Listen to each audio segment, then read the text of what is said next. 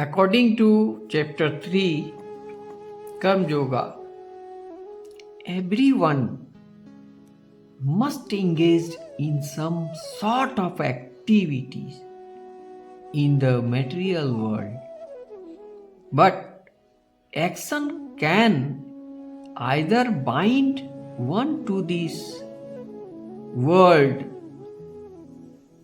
or liberate one from it by acting for the pleasure of the Supreme without selfish motive. One can be liberated from the law of karma, action and reaction, and attain transcendental knowledge of the self and the Supreme.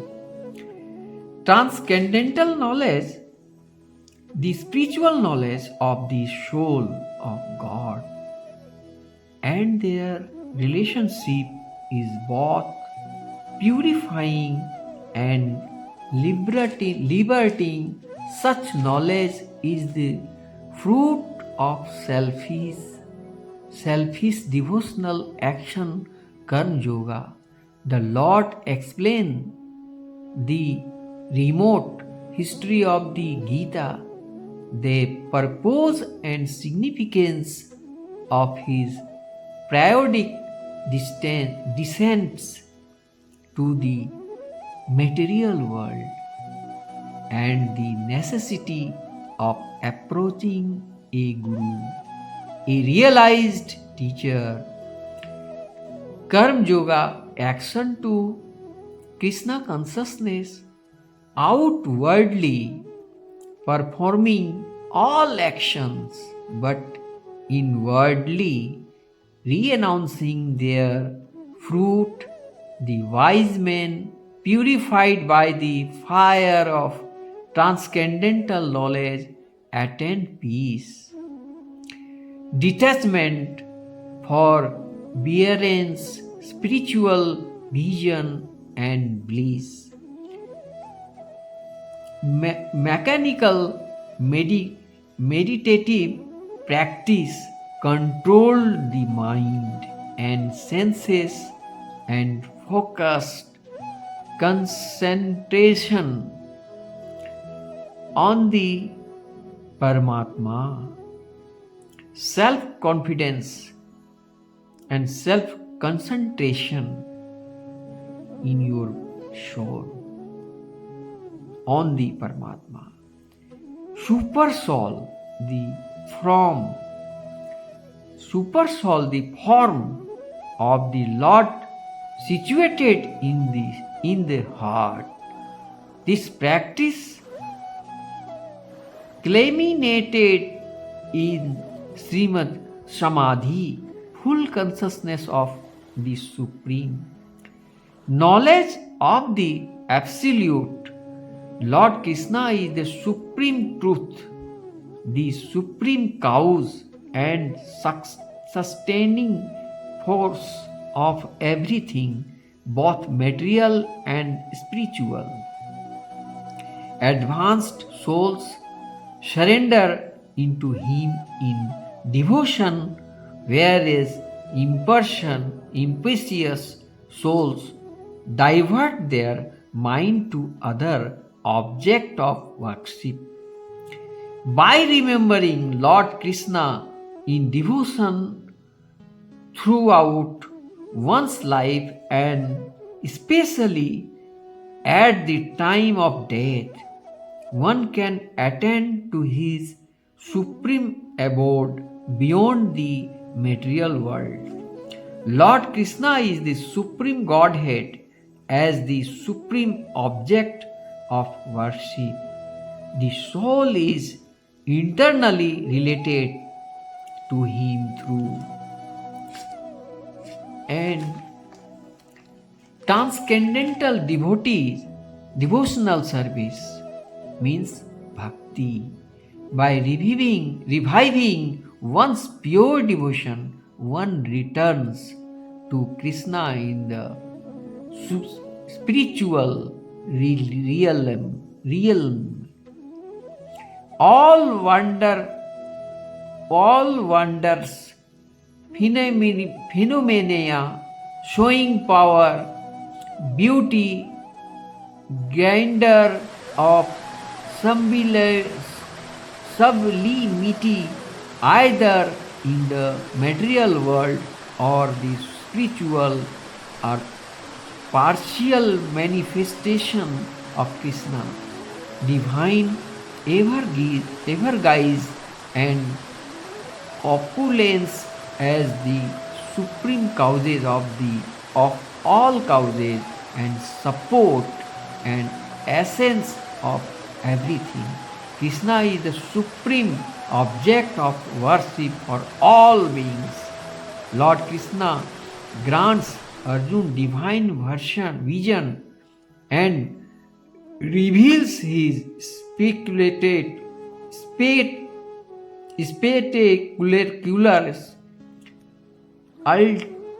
unlimited form as the cosmic universe. Thus he stabilized his divinity.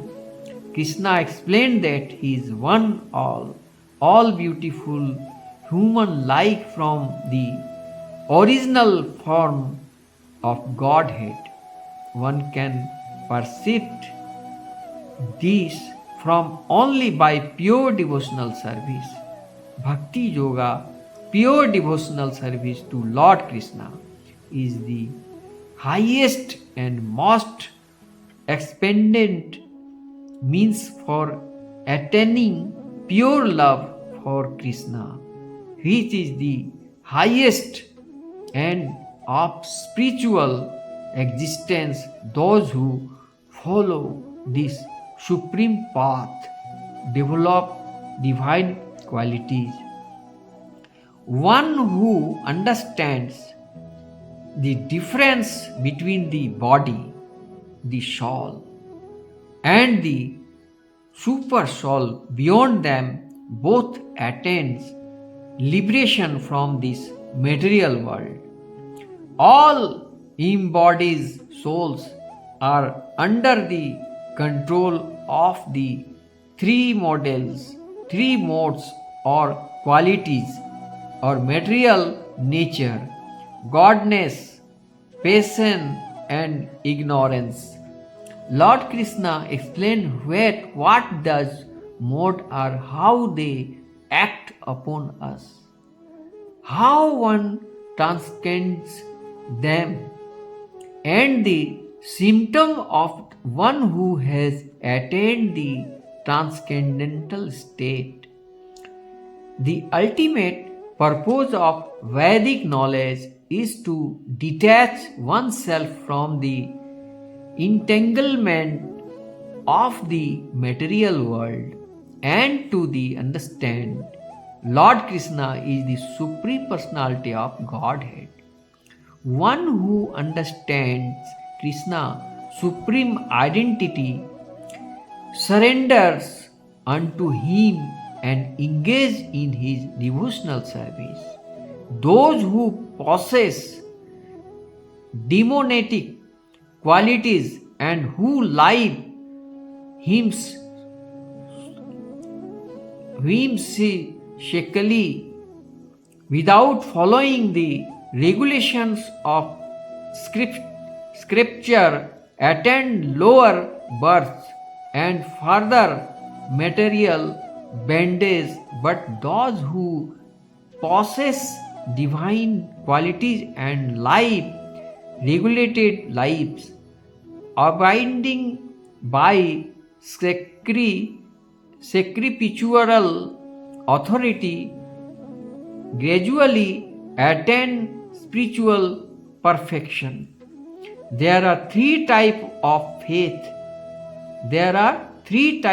faith. Corresponding to and involving from the three modes or mineral nature. Act performed by those whose faith is in passion and ignorance yield only impermanent material results, where is act performed in godness in accord with scriptural injunctions, purify the heart and lead to pure faith in Lord Krishna and devotee to him. Krishna explained the meaning of renunciation and effect of the moods of nature on human consciousness and activities. He explained Brahman realization. The glories of the Bhagavad Gita and ultimate conclusion of the Gita, highest path of religions, absolute unconditional loving surrender into Lord Krishna, which free one from all sins, bring one to complete enlightenment, and enables one to return to Krishna internal spiritual above. All through widely published and read by instant Bhagavad Gita originally appears as an episode in Mahabharata epic. Sanskrit history of an ancient world. The Mahabharata tells of events leading up to the present age of Kali. It was the being of this age some 50 countries ago. The Lord Krishna spoke Bhagavad Gita to his friend and devotee Arjuna. Their discourse, one of the greatest philosophical and religious dialogues known to men, took place just before the onset of war. A great conflict between the 100 sons of Dhritarashtra, and on the opposing side there consumed the Pandavas, sons of Pandu. Dhritarashtra and Pandu were brother born in the Kuru dynasty, descending from King Bharata, a former ruler of the earth, from whom name Mahabharata diverges. Because Dhritarashtra, the elder brother, was born blind, the throne that otherwise would have been he passes down to the younger brother Pandu. When Pandu died at an early age, his 5 children, Yudhishthir, Bhishma, Arjun, Nakul, and Sahadev, come under the care of Dhritarashtra, who in effect become for the time being the king.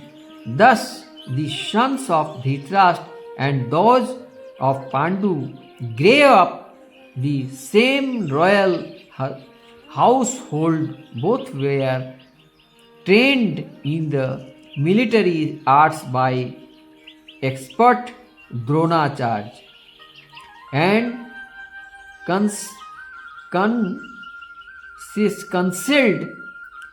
counseled by the revered grandfather of the clan Bhishma. Yet the sons of Dhritarashtra especially the eldest Duryodhan, hated and invite the Pandavas. And the blind and weak minded Dhritarashtra wanted his one sons, not those of Pandu, the inheritors is the knowledge. And thus Duryodhan with Dhritarashtra consent plotted to kill the young sons of Pandu, and it was only by the careful protection of their uncle Vidur and their cousin Lord Krishna that the Pandavas escaped the many attempts against their lives. Now, Lord Krishna was not an ordinary man but the Supreme Godhead Himself, who had descended to earth and was playing the role of a prince in the contemporary dynasty. In this role, he was also the new nephew of Pandu's wife Kunti, or Partha, the mother of the Pandavas, so both as a relative and the internal upholder of religions. Krishna favored the knight-heirs sons of Pandu and protected them. Ultimately, however, the clever Duryodhan challenged the Pandavas to gambling match. In the course of this fateful tournament, Duryodhan and his brothers took possessions of Draupadi, the chaste and devotee wife of the Pandav, and insultingly tried to strip her naked before the entire assembly of princes, of kings. Krishna divine intervention served her, put the gambling which we rigged, cheated the Pandavas of their kingdom and forced them into 13 years of exile. Upon returning from exile, the Pandavas rightfully requested their kingdom from Duryodhan, who bluntly refused to yield it, duty bounded as princes to serve in public administration. The five Pandavas reduced their request to a mere 5 villages, but Duryodhan arrogantly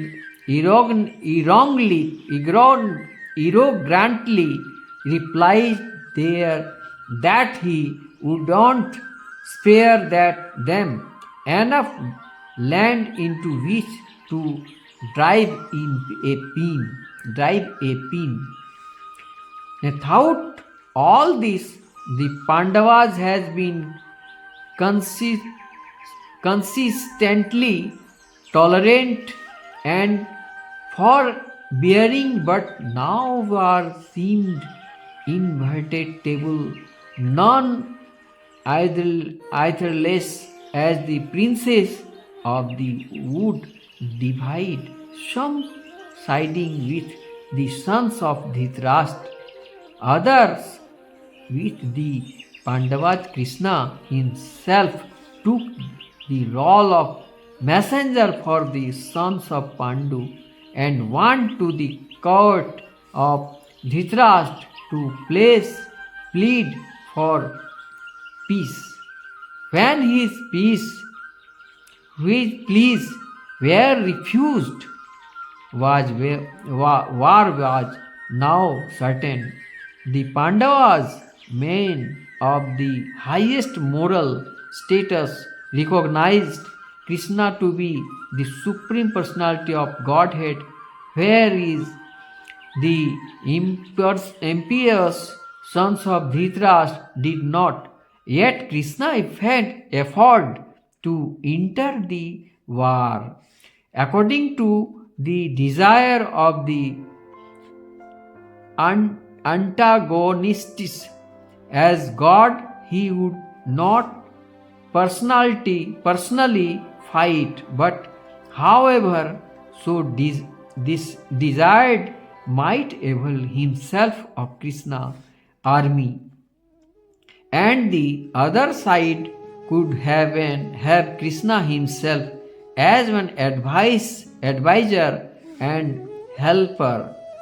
Duryodhana, the political genius, snatched and Krishna armed forces, while the Pandavas were equally angered to have Krishna himself.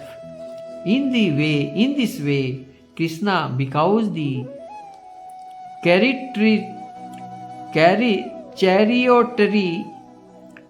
charioteer of Arjuna, taking in upon himself to drive the golden bowman's chariot.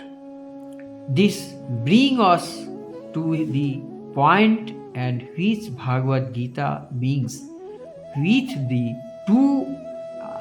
two arms arrived ready for combat, and Dhritarashtra and anxiously inquired in his secretary Sanjay, what did they do? The sense is the set for which only the need for a brief not regarding this translation and commentary, like cricket commentator. The general pattern translator have followed in the rendering Bhagavad Gita into English has been to brush aside the person Krishna to make room for their own concepts and philosophies. The history of the Mahabharata is taken mythology, and Krishna becomes a poetic device for presenting the ideas of any mouse, genus, or the best he becomes minor historical personage. But the person's Krishna is both the goal and substance of Bhagavad Gita, so far as the Gita speaks of itself. This translation then and the commentary and accompanies it purpose to direct the reader to Krishna rather than away from him. The Bhagavad Gita thus becomes wholly consistent and comprehensible, since Krishna is the speaker of the Gita and ultimate goal as well. Bhagavad Gita as it is presents this great scripture in its true themes. The publisher According to Bhagavad Gita, mastermind, Sri Krishna consciousness, supreme soul in the whole war, and help to Arjun, the advice to Arjun, and good suggestion for Arjun given. That means a lesson of purify in my heart, a lesson of purify in my lifeline, a lesson of life-changing part of the life. That's all. Hare Krishna, Krishna Krishna, Hare Hare, Hare Ram, Ram Ram, Hare Hare.